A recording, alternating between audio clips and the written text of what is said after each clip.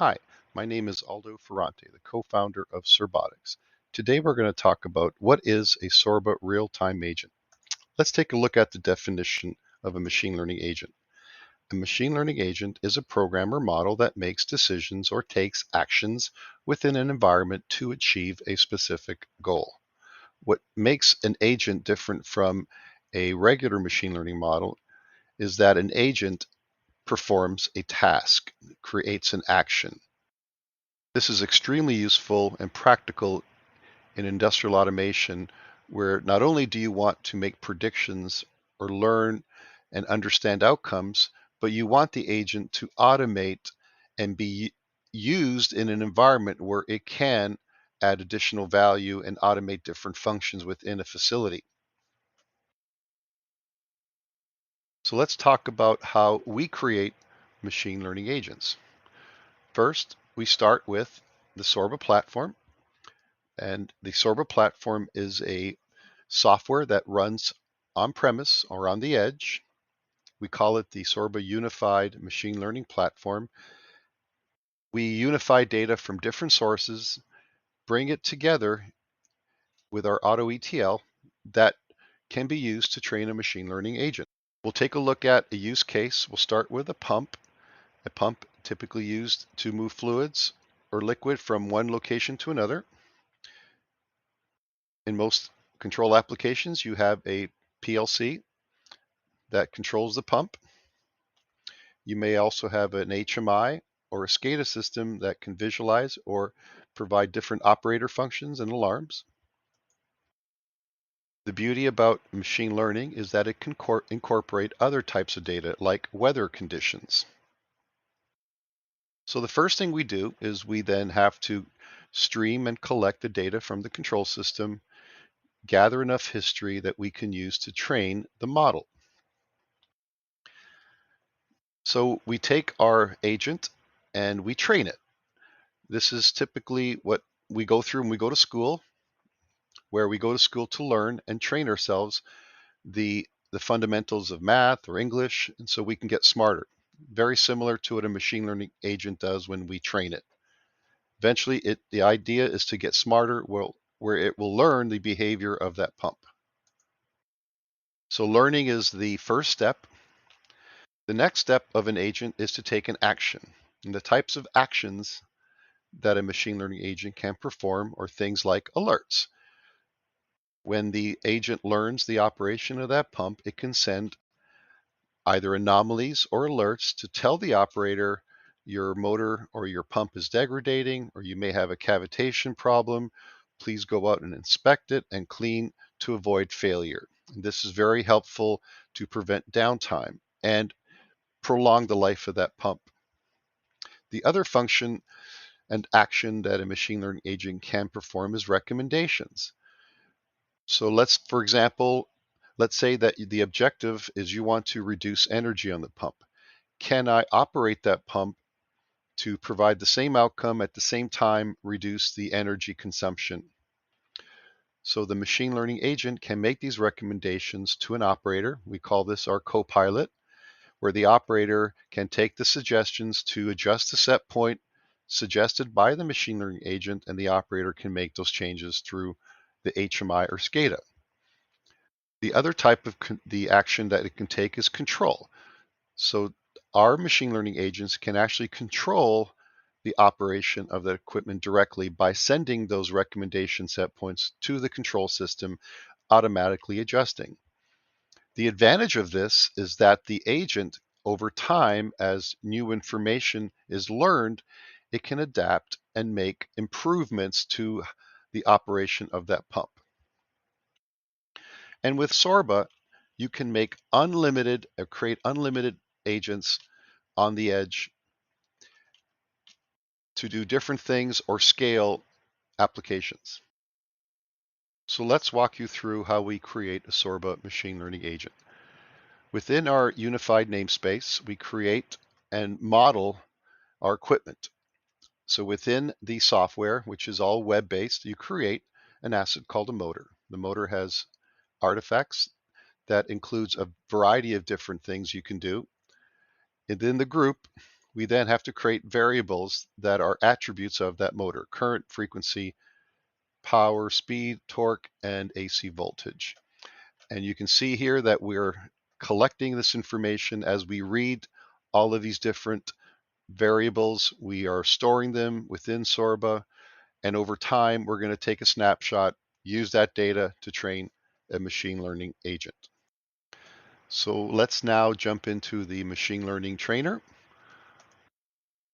And within the trainer, the first step is to create a training set. Take a snapshot of that history, and we're going to take that history and train a machine learning agent. So if we go into our data set, we click on create a new data set, give it a name, call it motor 2. We select for the source, we select hot data. This is where our data is being stored inside our platform.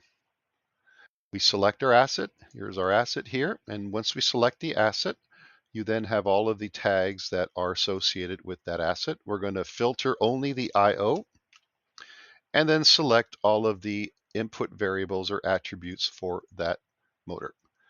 And we auto cleanse the data. We try to look for correlations and rank the data as well to provide the cleanest, most effective data to train the model. And this is completely automatic. So we're importing that data, and we'll wait just a few minutes. Once the import is complete, we'll then just quickly visualize the data just to make sure that we are receiving data. And you can see here, this is all of our data that we've imported into our training set. So now we're going to create a project with that training set. And a project is really a collection of analysis that is tied directly to that data set. We'll give it the same name. And now within the project, we'll create a new analysis.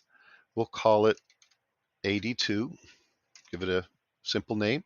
Here are all our inputs. And within that data set, we can also set rules if we wish to. In this case, we're just going to go next. And here's where we select the type of machine learning or agent that we want to train the model. The clustering is our anomaly detection. So what this will do is it will learn that data, and it will learn normal behavior from abnormal behavior to then alert us when there's an anomaly. The auto is the selection that is used to automatically do all of the engineering for the machine learning agent. So we leave it on auto, we click next, select the only data set we have. You can have multiple versions. In this case, we only have one. You click create the analysis, and we'll wait a few minutes while it's done. After our training is complete, we get the checkbox saying everything's good. We'll then now view the results. We'll click our little eyeball. And in this case, we're going to look at how the machine learning agent analyzed the data. And the color bar at the bottom indicates where the normal behavior is compared to the abnormal. And the normal is green and the abnormal is red. And as you can see, this little red section here, you can zoom in. And it indicated that in this area, we've had it identified as an abnormal condition. So by looking at this particular data set, you can obviously see here there's some distortion. You could also click the tag ranking that will provide you the impact of every input and how it contributes to the anomaly. And this can be a good way to look at the root cause of what is the root cause of that anomaly. So once we've trained the model, now it's time to put our agent to work. So let's go back to our unified namespace. We'll go into our asset, and underneath the model instances, we'll add a model. We'll give the model a name, give it the same name as the trained model. The model can then be run on the edge or in the cloud. We select the project. In this case, we have our project called Motor 2. We have our model 82 that we trained, and the version, in this case, just one version.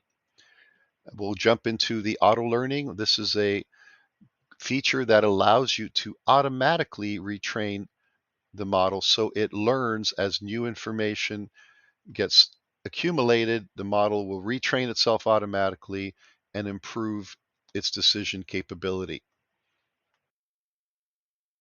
And we'll jump into the IO mapping, where the Inputs are then mapped into the model, and it auto detects, tries to find the similar names, and it creates output tags for the prediction and other information that you may want to look at the model. So we click next, next, save this, and then we click apply.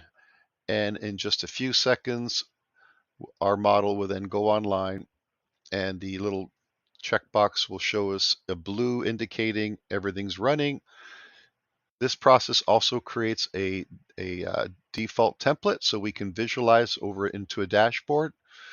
And in really a few short minutes, we've trained a machine learning agent looking at the data and indicating what is normal. In this case, we're seeing a lot of previous data that we trained. The green now indicates that we are indicating that we have a normal condition. So as the trend or as the model detects abnormal, it'll start to trend in the red. And then the anomaly score is your alert function. So as the anomaly score goes above 80, that is our threshold that can send an action to generate an alert.